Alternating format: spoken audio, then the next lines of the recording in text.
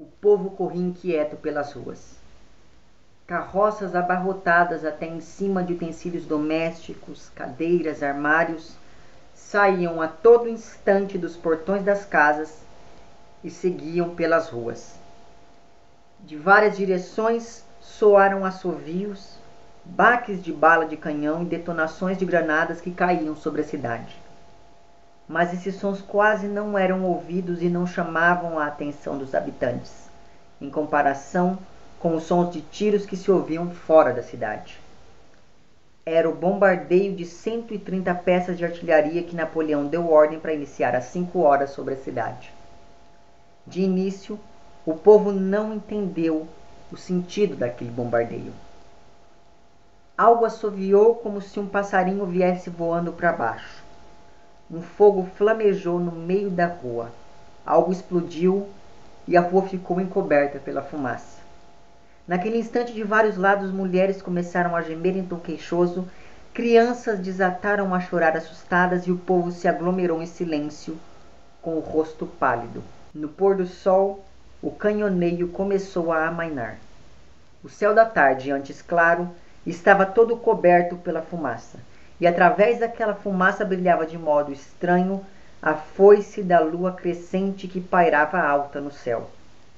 Depois que o horrível ronco dos canhões silenciou, parecia haver um silêncio sobre a cidade, interrompido apenas por um rumor de passos, de gemidos, de gritos distantes e pelo crepitar de incêndios que pareciam se espalhar por toda a cidade.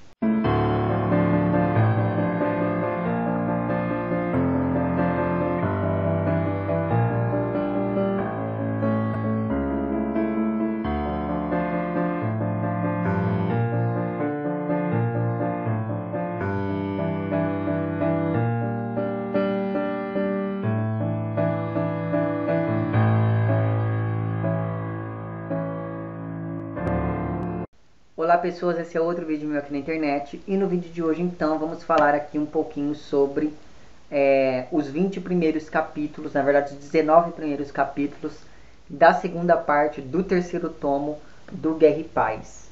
Muito bem então, nesse momento do livro, assim como aconteceu na primeira parte desse terceiro tomo, o Tolstói ele vai iniciar a segunda parte dando uma espécie de relatório sobre as questões da guerra, sobre o que movimentou a guerra.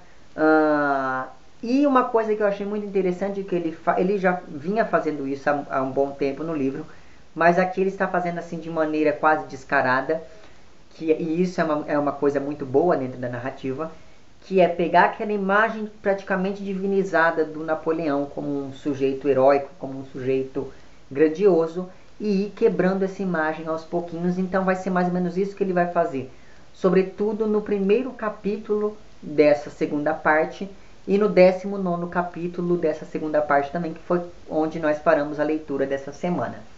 Não fiz como Tatiana Feltrin, que leu tudo, até porque eu tenho muita coisa para ler esses dias, então eu nem daria conta de fazer isso, não é verdade? Então, enfim, fora também que se eu fizesse esse vídeo ficaria extremamente grande, porque ao contrário da Tatiana, eu sou uma pessoa que gosta muito de falar e isso acaba fazendo com que os meus vídeos, que deveriam ter 10 minutos, tenham 20, na verdade. Enfim, então após esses detalhes um pouco mais técnicos, ou não, eu não diria técnicos, mas um pouco mais teóricos sobre as questões da guerra, o Tolstói vai então voltar o olhar para os seus personagens, e é claro que ele vai fazendo aquela questão de ir inserindo seus personagens no contexto histórico, assim como o Victor Hugo faz, e eu comentei um pouquinho com vocês sobre isso no vídeo passado, não é verdade? Enfim, então o primeiro nicho de personagens que a gente vai acompanhar nessa segunda parte é justamente o pai do príncipe Andrei, que continua maltratando cada vez mais a princesa Mária, que é a filha dele. E assim, depois que ele e o Andrei brigaram, quando da visita do Andrei, essa macriação, digamos assim, do príncipe acaba se tornando ainda pior. Ele acaba maltratando ainda mais a pobre da Mária, porque ele acredita que a culpa da briga entre ele e o Andrei foi que a briga foi causada pela influência da pobre da Mária. O fato então é que ele está lá, o príncipe Andrei acaba então mandando uma carta se desculpando com o pai, e eles acabam fazendo as pazes ali. E daí nessa carta o príncipe Andrei escreve pro pai o seguinte: é melhor vocês saírem aí de Montes Calvos, porque o exército do Napoleão está invadindo a Rússia e está a 2 cidadezinhas de distância. O príncipe, como era uma pessoa extremamente cética nesse sentido, ele resolve ver se essa história é verdade e acaba mandando ali uma espécie de mensageiro, secretário, enfim, para essa cidadezinha vizinha. E a gente fica sabendo que essa cidadezinha já está sob o ataque do exército francês, que foi esse trecho que eu li para vocês no início do vídeo.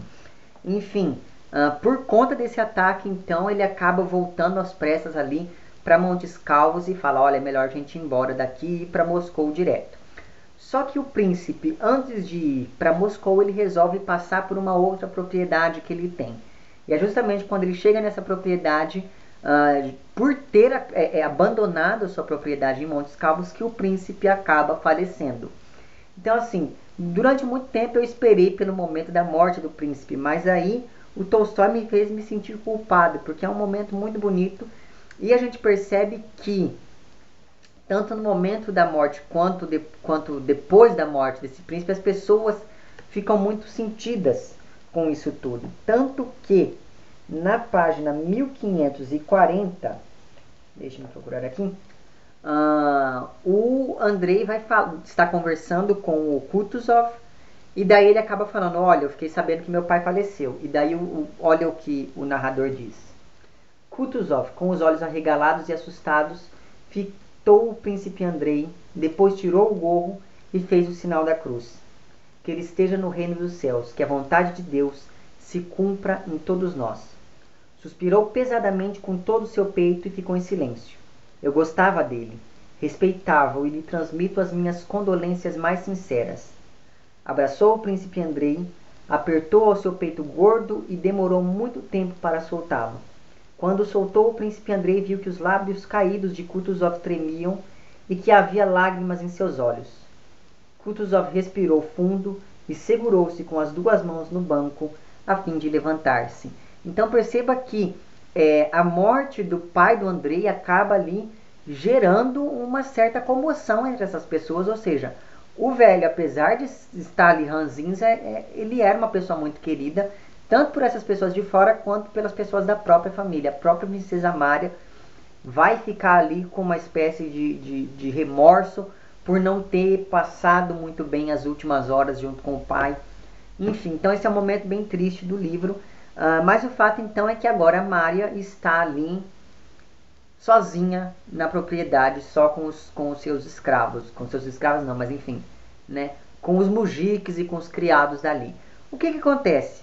Acontece que justamente por conta disso, justamente por estar ali meio que indefesa, esses mujiques dessa outra propriedade em que eles foram parar ali, acabam meio que se rebelando e falam: olha, daqui ninguém sai, daqui ninguém nos tira e nós vamos ficar aqui, e por nós ficarmos, a princesa Mária vai ficar também. Então perceba que Mária é quase feita como refém ali dos seus próprios mujiques, mas enfim. E é claro que ela quer ir logo para Moscou porque ela sabe que os franceses vêm aí. E a coisa piora ainda mais um pouco porque Mademoiselle Bourienne é francesa. E daí o que acontece? Acontece que os franceses escrevem uma carta falando: bom, como você é francesa, essas terras em que você está vão ficar no seu nome a partir de agora, então quem manda aí é você. Por conta dessa situação meio que ultrajante, a princesa Mária quer logo sair dali, porque enfim ela tem um nome a zelar, não é verdade? Só que ela não consegue fazer isso porque ela está ali aprisionada, né, por esses mujiques que não querem facilitar a ida dela para Moscou. E daí o que acontece? Caído dos céus vem Nikolai Rostov ali, com alguns companheiros do exército. Eles foram ali meio que por acaso, eles foram ali só para dar uma volta a cavalo. E quando ele chega lá, ele descobre que aquela casa pertence aos Bolkowski, que é ali a família do Andrei, que teoricamente, em algum momento do passado, poderia ter se tornado seu cunhado.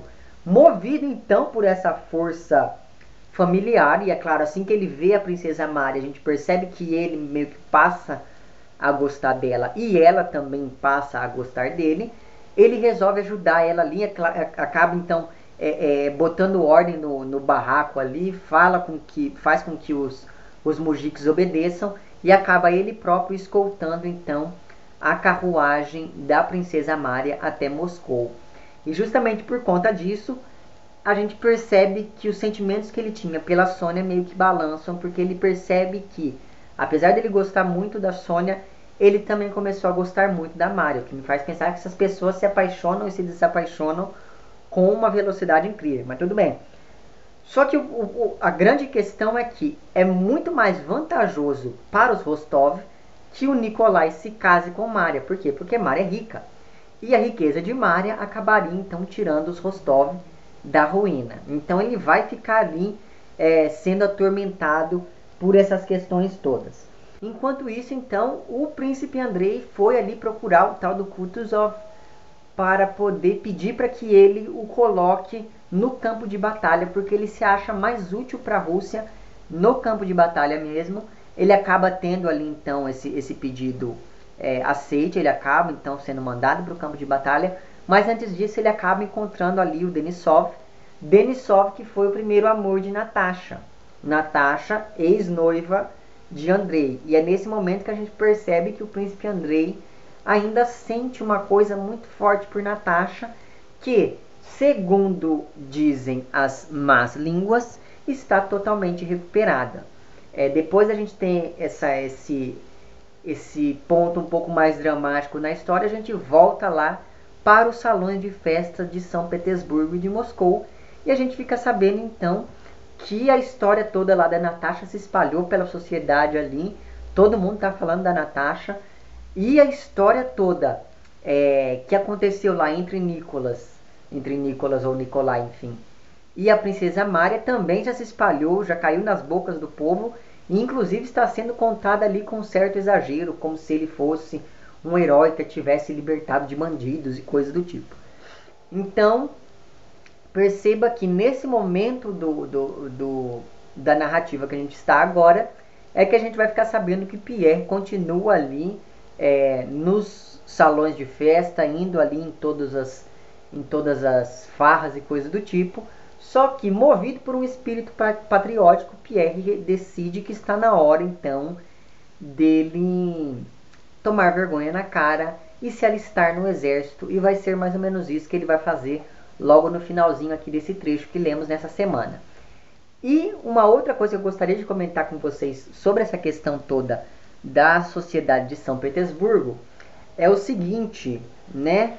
A gente percebe que a realidade de São Petersburgo e dos salões nobres de Moscou é uma realidade totalmente diferente do resto da Rússia, porque afinal de contas, enquanto o mundo está se acabando lá fora, eles estão ali muito bem obrigados, fazendo os seus jantares e etc e tal.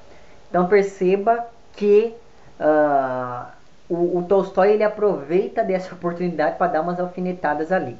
E o que a gente percebe é que dentro desse sistema da nobreza russa, a gente percebe que existem duas vertentes que são comandadas. Uma pela Anna Pavlovna e a outra pela Helena, que é a mulher do Pierre. O que acontece? A Anna Pavlovna é uma pessoa totalmente contrária à França, então assim, eles acabam instituindo ali uma espécie de lei em que não se pode mais falar francês naquele ambiente. Então sempre nos salões de festa, quando a gente sempre acompanhava diálogos em francês, agora eles são proibidos, porque a pessoa que fizer isso vai ter que pagar uma indenização que vai servir ali para ajudar o exército russo. Por outro lado, a princesa Helene é uma pessoa totalmente pró-França. Então ela acredita que os franceses estão fazendo um bem ao mundo, porque afinal de contas a cultura francesa é a melhor e coisas do tipo.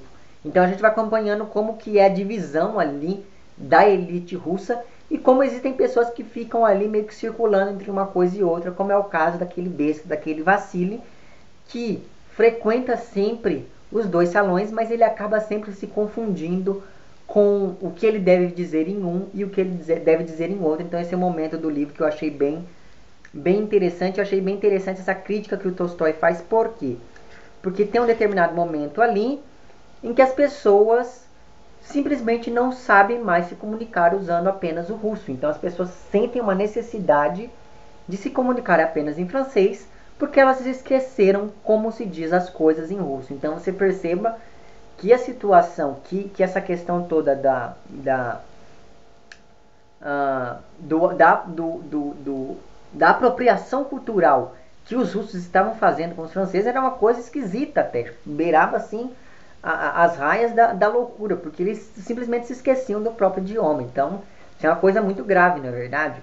Mas enfim, e há um momento aqui que eu gostaria de ler para vocês. Onde é que está? Aqui, na página 1550 é dito o seguinte sobre os salões de Moscou. Depois que o soberano deixou Moscou, a vida da cidade voltou a correr da mesma forma habitual. E o fluxo daquela vida era tão rotineiro que era até difícil lembrar-se dos dias de entusiasmo patriótico e da exaltação, e era difícil acreditar que a Rússia estivesse de fato em perigo e que os membros do clube inglês fossem também filhos da pátria, prontos a fazer qualquer sacrifício por ela. Então perceba que enquanto a coisa está pegando lá para fora, enquanto o mundo está acabando, esses senhores e essas senhoras estão ali vivendo a vida como se nada tivesse acontecido. E na página 1470 é dito uma coisa muito parecida. Vamos lá. Entre as inúmeras maneiras de dividir os fenômenos da vida, é possível dividi-los todos entre aqueles em que predomina o conteúdo e aqueles em que predomina a forma. Entre essa última, em oposição à vida no campo, nas aldeias e nas províncias, e até em Moscou, pode-se incluir a vida de Petersburgo, em especial a dos salões. Essa vida é invariável. Desde o ano de 1805, fizemos a paz com Bonaparte e o combatemos. Fizemos constituições e as rasgamos. Mas o salão de Anna Pavlovna e o salão de Helene continuavam exatamente iguais aos que tinham sido 7 anos antes o primeiro e 5 anos antes do segundo. Então perceba que o mundo está lá, a França está destruindo toda a população da Rússia, enquanto isso a nobreza está ali sentada, observando tudo de camarote e jogando paciência e fazendo coisas do tipo. Enfim, nesse trecho que nós lemos então aqui essa semana, a última parte desse trecho trata daquela questão toda da desmistificação que o Tolstói faz à figura do Napoleão, e ele vai falar sobretudo, ele vai dar a versão russa da batalha de... Espera aí que eu vou ver o nome dessa batalha que eu não me lembro mais. Vamos ver aqui. A Batalha de Borodinó, ou algo do tipo.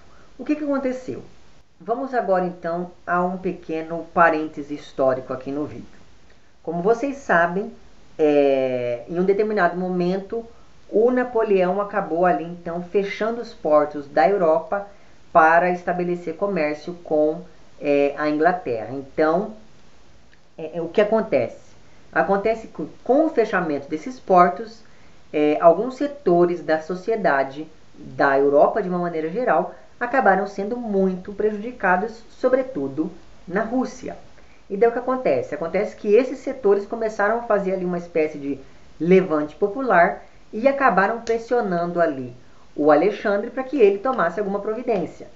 Em 1812, o Alexandre, contrariando a ordem lá do Napoleão, acabou então abrindo comércio, abrindo relações comerciais entre Rússia e Inglaterra, rompendo então com o tratado de paz estabelecido entre Rússia e França.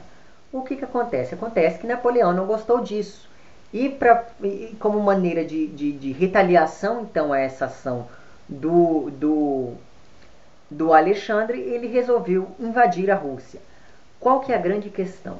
A grande questão é que Napoleão não era bobo, ele sabia que se ele fizesse isso, muito provavelmente ele ia morrer, porque afinal de contas ele estava invadindo a Rússia. Então, qual que era o plano do Napoleão? Ir até Moscou, tomar Moscou e contar que quando ele fizesse isso, a moralidade, digamos assim, do exército russo fosse enfraquecido. Então ele queria chegar o mais rápido possível a Moscou, tomar a cidade e fazer o que quisesse a partir de então, a exemplo do que ele havia feito lá quando invadiu Viena. Muito bem, então, o que acontece? Acontece que havia uma pessoa na jogada aí, que é o Kutuzov.